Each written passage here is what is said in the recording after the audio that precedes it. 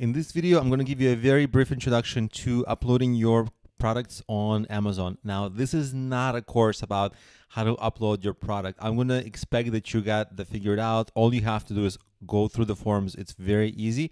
All I'm going to explain are the options for Amazon selling. So here is what you do. If you want to sell products, you go seller.amazon.com.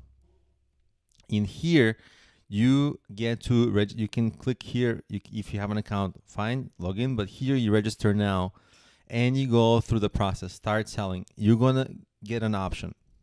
They're gonna give you an option. Here's what's important. You're gonna have a professional, like a business account, and you're gonna have an individual account. The business account charges you, okay, it's right here, $39.99.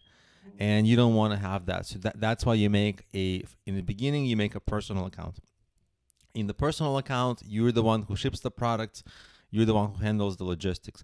Later, shortly later, if you want, you can let Amazon handle the inventory. All you have to do is, let's say you have 100 items of inventory, or 1,000, or even, who knows, maybe 10,000 inventory items. Where are you going to store that? Certainly not in your garage. It's going to waste you,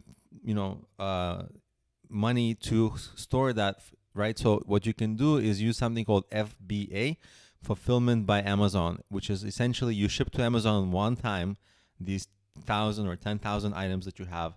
And when you have sales that happen on Amazon, you have to do nothing. You do no shipping, nothing. They fulfill, they essentially ship the product for you. They package it, they ship it for you. They even give their shipping guarantee that they offer, and they take care of that for you. So eventually you sign up for FBA. But in the very beginning, through this form, you just basically sell through a basic individual account and you're ready to go. The only thing I'll say is, I believe, for different categories, they have slightly different requirements. So I don't know what your category might be. If you have, in some categories, they require you to have a SKU or UPC code or something like that. That might cost a little bit of money to create. But other than that, if you're an individual account, it won't cost you anything. Now, also, if you're selling books, okay, books, you sell through something that you don't sell the books through here. The book, if you have a book that you want to sell, you sell the book through something that's called CreateSpace.